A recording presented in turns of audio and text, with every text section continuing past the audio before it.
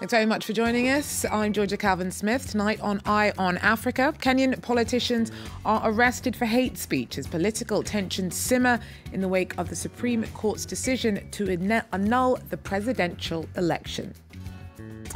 Also, flooding in Niger threatening Benin and Nigeria. Dozens of people have been killed in months of heavy rain in the region.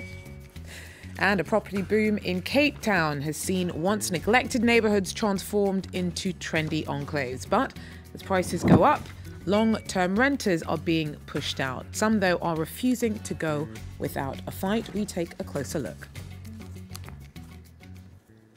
But first, it's been a strained start of the week for Kenyan politics. President Uhuru Kenyatta and opposition leader Raila Odinga ramped up their standoff in public speeches on Monday. Tensions have been simmering since the start of the month when the Supreme Court voided Kenyatta's re-election because of irregularities in the count. On Monday, a lawmaker from the ruling party and a former opposition senator were arrested for alleged hate speech. Meanwhile, MPs backing Raila Odinga vowed to boycott Parliament's opening on Tuesday. Kenyatta said that if his rival won new polls, he could be impeached. Well, for a closer look at all of that, we're joined by Julia Steers.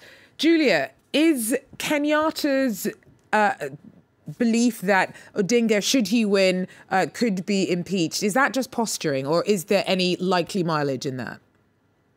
Well, legally speaking, as he told this group of lawmakers who support him today, it is possible his Jubilee Party does hold a significant majority in the National Assembly and in the Senate. So while it's possible, it's a strange choice as a campaign tactic. A representative for Odinga's NASA party today called it reckless speculation. He called it an act of desperation. And it certainly falls in line with a series of sort of lashing out events that Kenyatta has done since the Supreme Court ruling. He initially came out very hard against the Supreme Court, calling them trash, saying that once he gets reelected, he would look into handling some of the Supreme Court justices. So his rhetoric today about possibly changing the Constitution with his majority in the National Assembly and in the Senate and possibly impeaching Odinga is worrisome, particularly as a president who in the past has committed to protecting the Constitution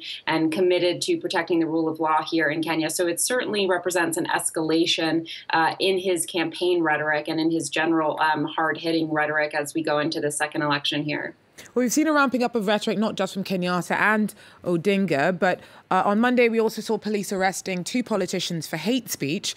Has all this become measurably more of a problem since the Supreme Court's ruling? Well, certainly, in addition to this former senator and the current MP who was arrested this week for hate speech, there are 277 others who are being investigated by this National Cohesion Commission that looks into incidents of hate speech.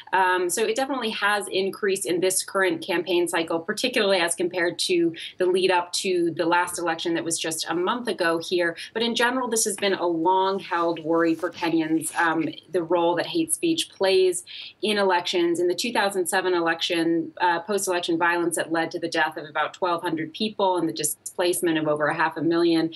Hate speech was largely blamed during the campaign as eventually leading to that violence. And of course, going into the election in August here, people were nervous about that. So now with this rerun, people are certainly on edge as we see these politicians being arrested for this kind of language. Well, thanks very much. Julia Steers there for us in Nairobi. In other news, in Egypt, the Islamic State groups claimed responsibility for killing at least 18 policemen in the Sinai Peninsula. A gunfight broke out after militants used an improvised explosive device, or IED, to attack a security convoy near Arish, the capital of North Sinai province. In Togo, opposition leaders are calling for more protests this week after days of huge rallies in which demonstrators called for presidential term limits and for President Nsingbe to resign. Now, he's been in power since 2005 after taking over from his father, who ruled the country for decades. In a concession to calls for reform last week, his government proposed a new bill that's due to be discussed when Parliament's recalled on Tuesday. But critics of Nsingbe have called the bill a delaying tactic, and they're sceptical that much will be delivered from it.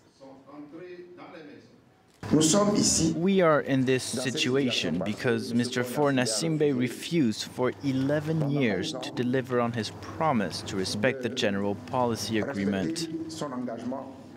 11 years. We are here because his father was in power for 38 years and he has been for 12 years because his father had the constitution amended.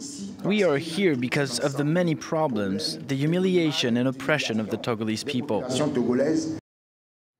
Well, flooding in Niger is threatening Benin and Nigeria. Dozens of people have been killed in months of heavy rain in Niger. Authorities in Niamey are still struggling to arrange the evacuation of the most vulnerable neighbourhoods in a city where over 1 million people live along the riverbanks. The Niger River is now nearly 6 metres high. The rise of the water level was sudden. Its tributaries swelled during heavy rainfall. We could very easily enter the orange alert zone. This means that the authorities would have to do everything to secure the nearby residents and their property. Heavy rains have hit Mali and Niger since June. In Niger, they have killed more than 40 people and destroyed hundreds of houses. Because of the rain, our houses collapsed. We lost everything. We have no more clothes for our children. Everything has gone. Niger is not the only country at risk. The Niger Basin Authority warned of the possibility of severe flooding in Benin and Nigeria. The Niger River is more than 4,000 kilometers long. It's Africa's third longest river after the Nile and the Congo, and in all, it crosses 6 countries. Now, people who've lived their whole lives in parts of Cape Town are at risk of being kicked out of their neighbourhoods or even the city as property prices rocket in Western Cape province. The suburb of Woodstock is one of the areas where long-time rental residents are being left behind by rising prices. South Africa's slowing economy and political uncertainty have hit the property market countrywide, but Cape Town is an expensive exception. People want to be in Cape Town, they want the lifestyle. Population is growing, demand is increasing, and the supply of the amount of houses that should be developed on a yearly basis is not keeping up to that. Charmaine Marcus has been living in the suburb of Woodstock for 35 years. As local landlords sold off their properties to developers, she's watched it become a trendy neighbourhood of choice for young professionals. Then she woke up to an eviction letter. I was just like, what's happening? This now, after all these years. I feel it's actually so heartbroken because it seems to me they just don't want us here. The city is offering evictees emergency housing at a site some 30 kilometres away. But activists occupying an abandoned Woodstock hospital say buildings like this should be used to provide affordable accommodation closer to the city centre. This is such unused resources. I can't understand how the city would just leave something like this. This city doesn't work for you, it works against you. The people getting moved out of town are 40, 50, 60 kilometers out of town, where they've got no voice. There's no transport system. There's no health care. The city says the distant emergency housing is all they have to offer, but they're trying to change that. What we're working on now is to identify sites spread across the city so that if there is a displacement or there is an eviction or there is an emergency, that people are not required to move so far. Until those developments become a reality, these residents say they will keep fighting their removal from the city they call home. Well, that's it for Eye on Africa. Thanks for joining us. Do so again. Take care.